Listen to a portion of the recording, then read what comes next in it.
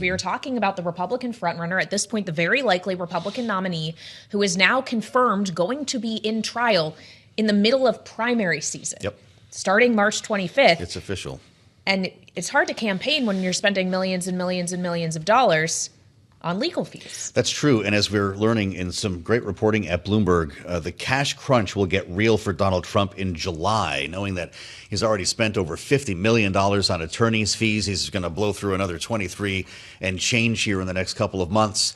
And at that point in July, we could be in the throes of a trial, and we certainly will be the throes of a campaign. And that's where we start our conversation with Laura Davison, Bloomberg politics editor here in Washington. Laura, it's great to see you. Let's start with what we learned today. This is Alvin Bragg's trial in New York. Not considered by everyone to be the most serious of the cases against him. Hush money payments, Stormy Daniels, Michael Cohen. We're going to see all of this unfold starting in just weeks now. Yes, and it's important to note that this will be after Super Tuesday, after a bunch of primaries coming up. So at that point, it is very likely that Trump will have effectively sewn up the nomination and won't need to be out having rallies, doing things on the campaign trail, and will be able to dedicate more time to the courtroom, which, if you're his advisors, that's an advantageous thing. But it does mean that the campaign effectively shifts to the courtroom, and you'll be seeing that dichotomy between President Joe Biden in the White House campaigning as president and former President Donald Trump in the courtroom.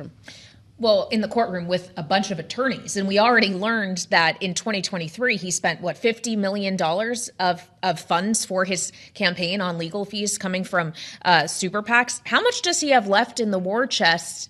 And when's he going to run out of money? Because if we're talking about a trial here in Washington that could follow the trial in New York in pretty short order, depending on the decision of the Supreme Court, we could be talking back-to-back trials that take us through the summer here. Yes. So here's kind of a simple breakdown of the numbers. He started with a little bit more than $75 million of money in his political operation he could tap. He spent just a little bit more than $50 million of that last year. And so over the next 6 months, he's going to spend down, very likely, if he spends at the same rate he did last year, the remaining $23 million or so that he has left in the bank. And that's where things get tricky. One, it'll be July. It'll be in the heat of both the summer as well as the general campaign mode. And he either then has to go to donors to get more money, which means that money is not going into his campaign, or ask the RNC, the Republican National Committee, to pay his legal bills, which is likely to be a sort of fraught discussion because they are also behind on fundraising. So this sets up a really big issue for not only Donald Trump and his campaign, but Republicans across the board. What do the rules changing have to do when you go from primary spending to general election spending? Does that affect any of the accounts that he's pulling from? So generally, you can raise the way that campaign finance rules work. You can raise money that's certainly earmarked for the primary, and then new money that's in for the general. So he will be able to go back to donors who have donated before and get more money. But these are really big numbers that we're talking about. $25 million. For over 2 quarters or so. That is a huge chunk of change and would really dent the money that would be going into other races. Yeah, and as you're talking about spending money there, maybe it's less money to be spending on traditional campaigning, which, as we've had extensive conversations about, Donald Trump in many ways isn't necessarily a traditional political candidate. He has a lot of earned media that he doesn't need to pay for, and part of that's the nature of being a former president, not just a presidential candidate.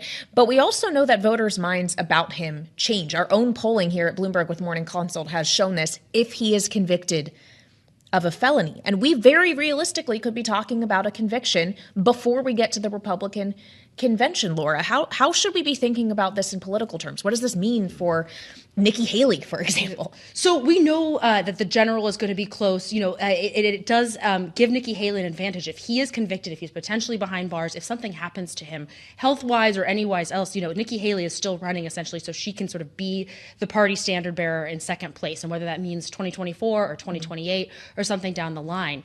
But if Trump, is convicted, let's say over the summer or in the fall, we know that means that in swing states, voters are less likely to vote for him, which is a huge advantage for Joe Biden, and also a reason why Trump would need more money to be able to run more ads, to do more get out the vote efforts, to do all of these things to make up for what that sort of headwinds would be on the conviction front.